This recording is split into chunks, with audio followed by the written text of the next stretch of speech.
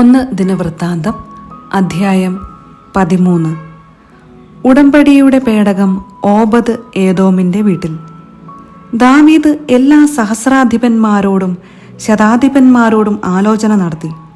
അതിനുശേഷം അവൻ ഇസ്രായേൽ സമൂഹത്തോട് പറഞ്ഞു, നിങ്ങൾക്ക് സമ്മതമെങ്കിൽ ഞാൻ പറയുന്നത് നമ്മുടെ ദൈവമായ കർത്താവിന് ഹിതകരമെങ്കിൽ ഇസ്രായേൽ വംശത്തെങ്ങുമുള്ള നമ്മുടെ സഹോദരന്മാരെയും മേച്ചിൽപ്പുറങ്ങളോടുകൂടിയ നഗരങ്ങളിൽ പാർക്കുന്ന പുരോഹിതന്മാരെയും ആളയച്ചു വരുത്താം.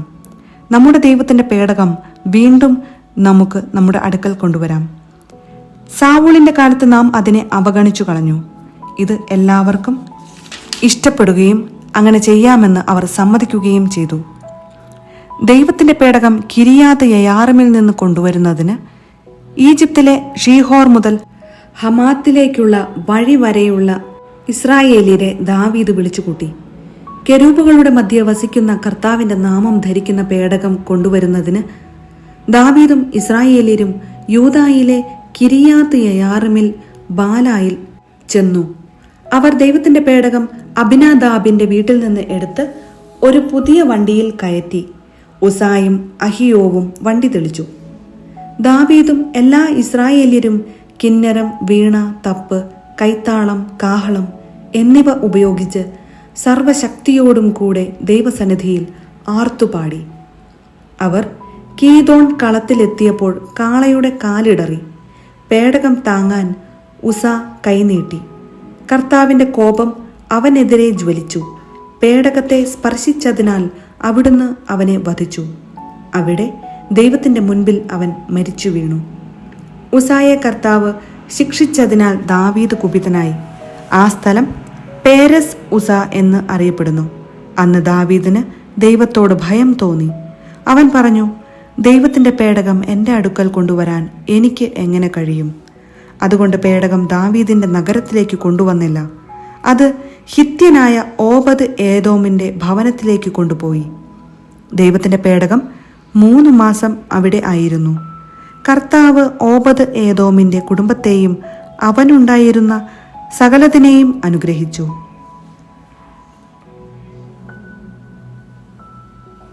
1 ദിനവൃത്താന്തം അധ്യായം 14. ദാവീദിന്റെ വിജയം. ടയറിലെ രാജാവായ ഹീരാം ദാവീദിന്റെ അടുത്തേക്ക് ദൂതന്മാരെ അയച്ചു. കൊട്ടാരം പണിയാൻ വേണ്ട ദേവദാരുവും അവൻ കൊടുത്തു. കൂടെ കൽപ്പണിക്കാരെയും മരപ്പണിക്കാരെയും അയച്ചു.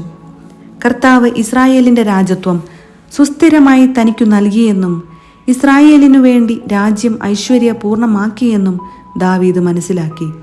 ജെറുസലേമിൽ വെച്ച് ദാവീദ് വീണ്ടും ഭാര്യമാരെ സ്വീകരിച്ചു.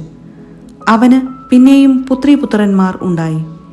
ജെറുസലേമിൽ വെച്ച് ദാവീദിന് ജനിച്ചവർ ഷമ്മൂവ, ഷോബാബ്, Nathan, Solomon, ഇബ്ഹാർ, എലിഷുവ, എൽപെലത്ത്, നോഗ, Nepheg, Yahiya, ഏലീഷാമ, ബേലിയാദ, Eliphelet.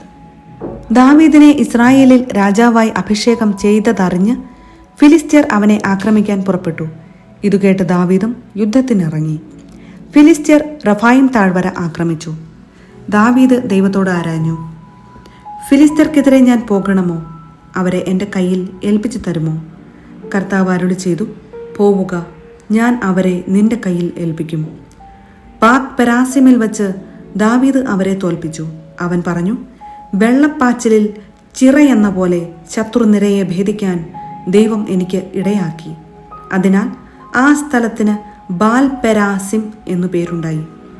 അവർ തങ്ങളുടെ ദേവന്മാരെ അവിടെ ഉപേക്ഷിച്ചു പോയി.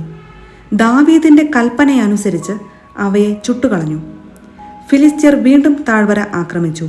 ദാവീദ് വീണ്ടും ദൈവത്തോട് ആരാഞ്ഞു. ദൈവം അരുളി ചെയ്തു, പിന്തുടരാതെ അവരെ വളഞ്ഞ് ബാൽസാ മരങ്ങളുടെ സമീപത്ത് വെച്ച് ആക്രമിക്കുക. ബാൽസാ മരങ്ങളുടെ മുകളിലൂടെ പടനീക്കത്തിന്റെ ശബ്ദം കേൾക്കുമ്പോൾ യുദ്ധം ആരംഭിക്കുക. ഫിലിസ്ത്യ സൈന്യത്തെ നശിപ്പിക്കാൻ ദൈവം നിനക്കു മുൻപേ പോയിരിക്കുന്നു. ദൈവം കൽപ്പിച്ചതുപോലെ ദാവീദ് ചെയ്തു. ഗിബയോൻ മുതൽ ഗേസർ വരെ ഫിലിസ്ത്യരെ അവൻ വധിച്ചു. ദാവീദിന്റെ കീർത്തി എല്ലാ ദേശങ്ങളിലും പരന്നു. എല്ലാ ജനതകളും അവനെ ഭയപ്പെടുന്നതിന് കർത്താവ് ഇടയാക്കി. 1 ദിനവൃത്താന്തം അധ്യായം 15. ഉടമ്പടിയുടെ പേടകം ജെറുസലേമിലേക്ക്. ദാവീദ് ജെറുസലേമിൽ തനിക്കുവേണ്ടി കൊട്ടാരങ്ങൾ നിർമ്മിച്ചു. ദൈവത്തിന്റെ പേടകത്തിന് സ്ഥലം ഒരുക്കി കൂടാരം പണിതു. ദാവീദ് ആജ്ഞാപിച്ചു, കർത്താവിന്റെ പേടകം വഹിക്കാനും അവിടുത്തേക്ക് എന്നും ശുശ്രൂഷ ചെയ്യാനും പ്രത്യേകം തിരഞ്ഞെടുക്കപ്പെട്ടിട്ടുള്ള ലേവ്യരല്ലാതെ മറ്റാരും പേടകം വഹിക്കരുത്. സജ്ജമാക്കിയ സ്ഥലത്തേക്ക് പേടകം കൊണ്ടുവരാൻ ദാവീദ് ഇസ്രായേല്യരെ ജെറുസലേമിൽ വിളിച്ചുകൂട്ടി. അഹറോന്റെ പുത്രന്മാരെയും ലേവ്യരെയും ദാവീദ് വിളിച്ചു. ലേവ്യ ഗോത്രത്തിൽ നിന്നു വന്നവർ കൊഹാത്ത് കുടുംബത്തലവനായ ഊറിയേലും 120 സഹോദരന്മാരും, മെറാറി കുടുംബത്തലവനായ അസായായും 220 സഹോദരന്മാരും, ഗർഷോം കുടുംബത്തലവനായ ജോയേലും 130 സഹോദരന്മാരും, എലിസാഫാൻ കുടുംബത്തലവനായ ഷെമായായും 200 സഹോദരന്മാരും, ഹെബ്രോൺ കുടുംബത്തലവനായ എലിയലും 80 സഹോദരന്മാരും, ഉസിയേൽ കുടുംബത്തലവനായ അമിനാദാബും 112 സഹോദരന്മാരും, പിന്നീട് സാദോക്ക്, അബിയാഥർ എന്നീ പുരോഹിതന്മാരെയും ഊറിയേൽ, അസായ, ജോയേൽ, ഷമായ, എലിയേൽ, അമിനാദാബ് എന്നീ ലേവ്യരെയും ദാവീദ് വിളിച്ചു. അവൻ പറഞ്ഞു, നിങ്ങൾ ലേവി ഗോത്രത്തിലെ കുടുംബത്തലവന്മാരാണല്ലോ. ഇസ്രായേലിന്റെ ദൈവമായ കർത്താവിന്റെ പേടകം കൊണ്ടുവന്ന് അതിനായി സജ്ജീകരിച്ചിരിക്കുന്ന സ്ഥലത്ത് വയ്ക്കുന്നതിന് നിങ്ങളെ തന്നെയും നിങ്ങളുടെ സഹോദരന്മാരെയും ശുദ്ധീകരിക്കുവിൻ. ആദ്യത്തെ പ്രാവശ്യം നിങ്ങളല്ല അത് വഹിച്ചത്. വിധിപ്രകാരം പ്രവർത്തിക്കാതിരുന്നതിനാൽ അന്ന് ദൈവം നമ്മെ ശിക്ഷിച്ചു. അതുകൊണ്ട് ഇസ്രായേലിന്റെ ദൈവമായ കർത്താവിന്റെ പേടകം കൊണ്ടുവരാൻ പുരോഹിതന്മാരും ലേവ്യരും തങ്ങളെ തന്നെ ശുദ്ധീകരിച്ചു. മോശ വഴി കർത്താവ് നൽകിയ കൽപ്പനയനുസരിച്ച് ലേവ്യർ ദൈവത്തിന്റെ പേടകം അതിന്റെ തണ്ടുകൾ തോളിൽ വെച്ച് വഹിച്ചു. കിന്നരം, വീണ, കൈത്താളം എന്നിവ ഉപയോഗിച്ച് അത്യുച്ചത്തിൽ ആനന്ദാരവം മുഴക്കുന്നതിന് ഗായകന്മാരായി സഹോദരന്മാരെ നിയമിക്കാൻ ദാവീദ് ലേവി കുടുംബ തലവന്മാരോട് ആജ്ഞാപിച്ചു. ജോയേലിന്റെ മകൻ ഹേമാൻ, അവന്റെ ചാർച്ചക്കാരൻ ബറാക്കിയായുടെ മകൻ ആസാഫ്, മെറാറി കുടുംബത്തിലെ കുഷായായുടെ മകൻ ഏഥാൻ എന്നിവരെ ലേവ്യർ നിയമിച്ചു. അവർക്ക് താഴെ അവരുടെ ചാർച്ചക്കാരായ സക്കറിയ, യാസിയേൽ, ഷെമിറാമോത്ത്, യഹിയേൽ, ഉന്നി, എലിയാബ്, ബനായ, മാസയ, മത്തീത്തിയ, എലിഫലേഹു, മിക്നേയ എന്നിവരെയും ഓബദ് ഏദോം, ജയിയേൽ എന്നീ ദ്വാരപാലകന്മാരെയും നിയമിച്ചു. ഗായകന്മാരായ ഹേമാൻ, ആസാഫ്, ഏഥാൻ എന്നിവർ പിച്ചള കൈത്താളങ്ങൾ കൊട്ടി. സക്കറിയ, അസിയേൽ, ഷെമിറാമോത്ത്, യഹിയേൽ, ഉന്നി, എലിയാബ്, മാസയ, ബനായ എന്നിവർ അലാമോത്ത് രാഗത്തിൽ കിന്നരം വായിച്ചു. മത്തീത്തിയ, എലിഫലേഹു, മിക്നേയ, ഓബദ് ഏദോം, ജയിയേൽ, അസാസിയ എന്നിവർ ഷെമിനേത്ത് രാഗത്തിൽ വീണ വായിച്ചു.